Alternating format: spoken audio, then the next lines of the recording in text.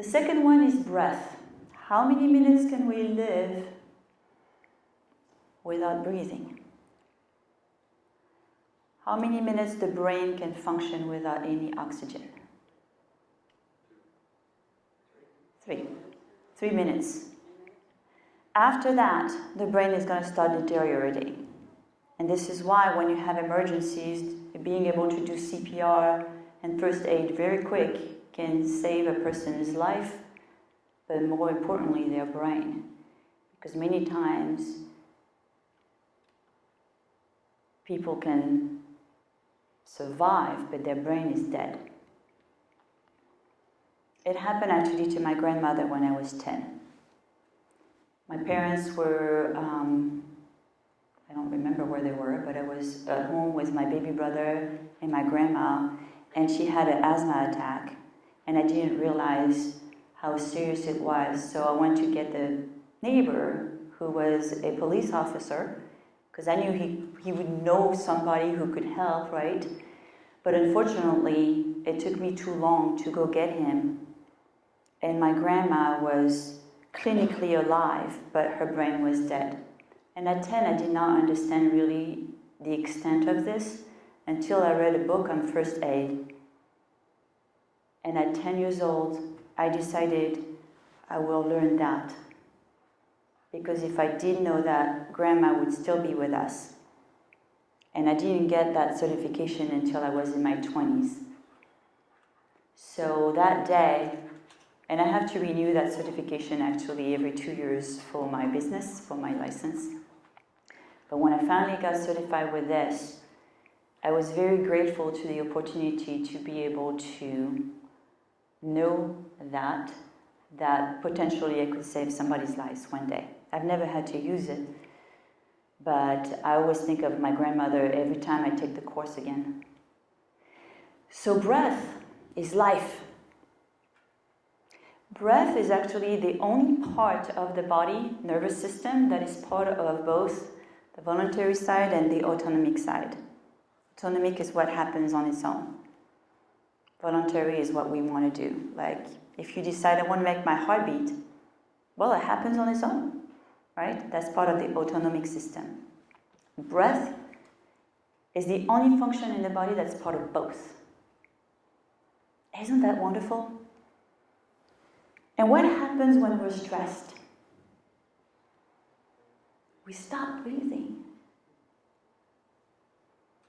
Then we can't think straight because the brain is not getting enough oxygen. Right? So we're going to do a little exercise together. Are you with me? It's a technique that I use a lot, especially when I'm driving. Or I'm a stoplight, because driving, actually I used to have a stick shift, so that was not very practical, but now I have an automatic, so that's much easier actually. But we're going to take one hand, you feel free to use both, but we're going to take one hand and we're going to use 2 fingers. It's a technique called alternate nostril breathing, which means we're going to breathe alternatively from one nostril to another. And because we're not able to take as much air from one nostril as we are from 2, it forces the nervous system to slow down.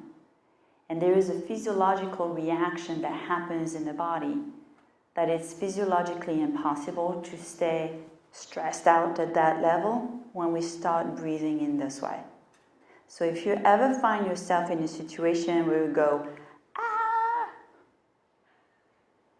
first you step away from the computer. Just kidding. But take a deep breath and then try alternate nostril breathing. So we're going to take 2 fingers, and when you close off your nostrils, make sure you do not press on the glands. You just push at the end of your nose. And we're going to start exhaling from the left because this is where the heart is. So we're going to block off the right nostril with 1 finger. Awesome. And we're going to exhale from the left. Got too many gadgets here. And then we're going to inhale from the left.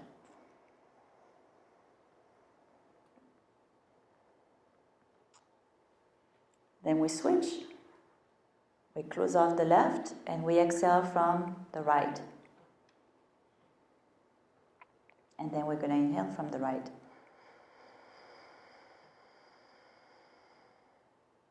And then we switch. We exhale from the left. We switch again. We inhale from left first.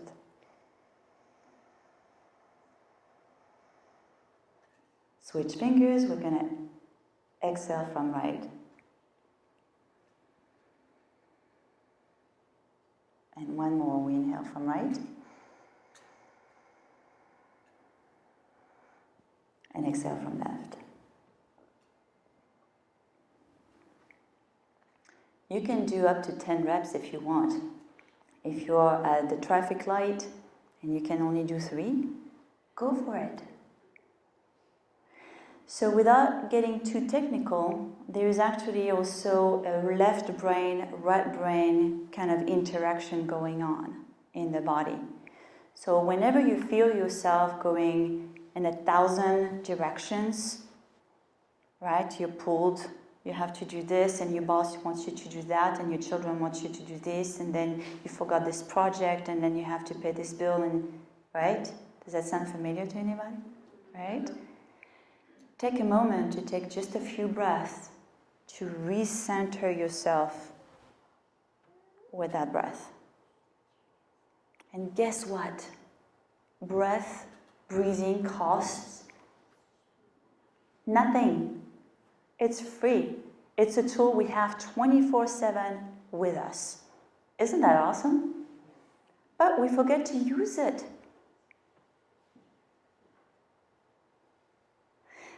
I actually have a story on this, if you don't mind me sharing stories. I love telling stories. Been practicing yoga for 18 years. And breath work was the first thing that I learned. And I didn't get it right away. So I started yoga after my car accident, and I was seriously injured. I was rear-ended at 65 miles an hour when I was at a complete stop. And because I saw it coming, I braced. Wrong thing to do, but you don't think about it. And the seatbelt goes this way, so this shoulder was protected, but this one wasn't. So I had my arm on the steering wheel, my body went forward, but this arm went back. So this shoulder got pretty damaged. And after several months of therapy, a friend of mine suggested that I do yoga. It's great for pain management. I'm like, okay, I'm going to sign up for classes. And there was an instructor right next to my house who was offering a 10 package. You bought 10 and you would get 12 classes total, something like that. So I signed up and got the package. Now, mind you, I had never done yoga in my life.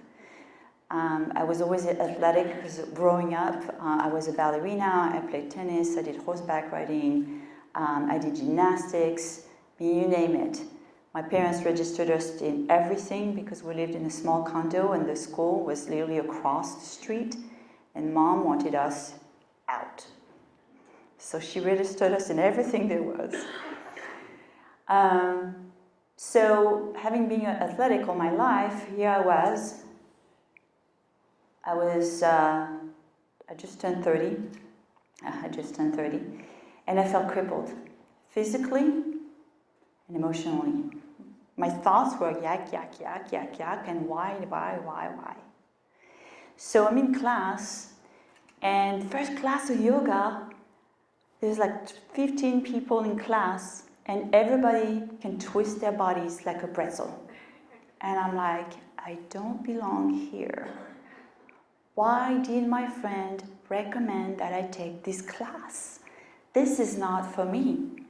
This is way more advanced than what I can do. Thoughts. Yeah. Right? I couldn't move my arm, I couldn't raise my arm. There were so many things I couldn't do. And I swear the teacher was reading my mind, because we had to fill out this waiver, right? Tell about our injuries. And she would say, do not compare yourself to what you used to be able to do. Take today as today. And I'm thinking, yeah, right. I used to be able to do those things. I was a ballerina for 6 years. And then later on she would say, do not compare yourself to anybody else in class. And my inner voice goes, what do you mean? It's a group class. Of course I'm going to compare myself to everybody in this class. Isn't that the purpose of a class? And I was the little sister for many years until my baby brother was born. And I was in the same classes as my brother and sister. So being the little one, I had to work twice, sometimes 3 times as hard to beat them. So I had this very competitive thing. So for me, being in a class where we're not comparing ourselves to anybody else was totally foreign concept. And so for the first few classes, I had this little monkey voice, yeah. And I couldn't get into any of the poses. When I say 80, standing was for probably the only thing with the lower part of my body was fine, but anything else, forget it. And then she kept talking about the breathing, the deep breathing, the yogi breath. It's like a deep breathing from the back of the throat. Kind of goes like this.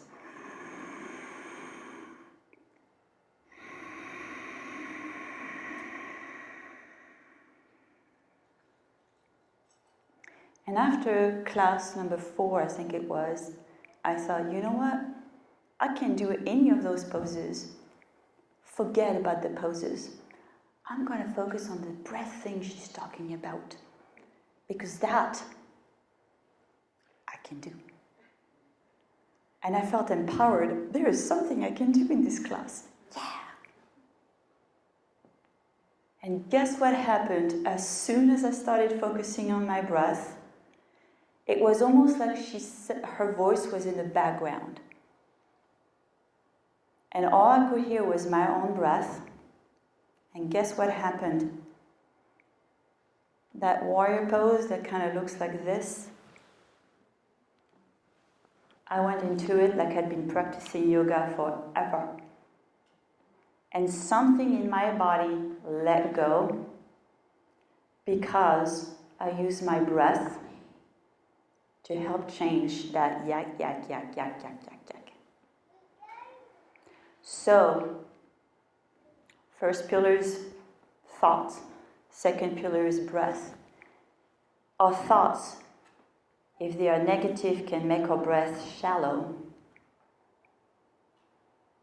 When we become aware of this, we can use our breath to bring more oxygen. And then that will help change our thoughts and unlock something that's locked inside us. Isn't that wonderful? Now, mind you, just practicing breath, what I call conscious breathing daily, doesn't mean it comes automatically. Because I have another story to share. Several years ago on New Year's Eve, we got robbed.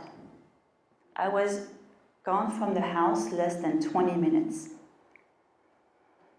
And when I got home and realized we had been robbed, I was already inside the house when I saw everything upside down. And I was looking for my cell phone on me and I couldn't find it. And I thought, I need to get to the end of the house to grab where the phone was and get out. But I wasn't sure if there was still somebody in the house.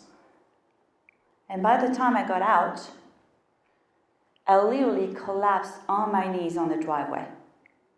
And I was dialing 911, and all I could do was like, we've been robbed. We've been robbed. And the woman, the dispatcher said, Miss, I want you to stop talking right now and stop breathing. Now, mind you, I had been at that time 15 years in yoga. And I was like, oh yeah, breathing. She's like, I want to hear you breathe.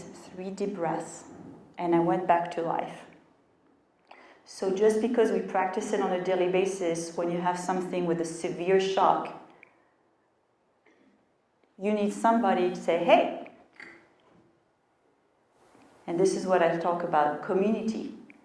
If the dispatcher had not been there to tell me, take a deep breath, I would have passed out. And they would not have found where I was.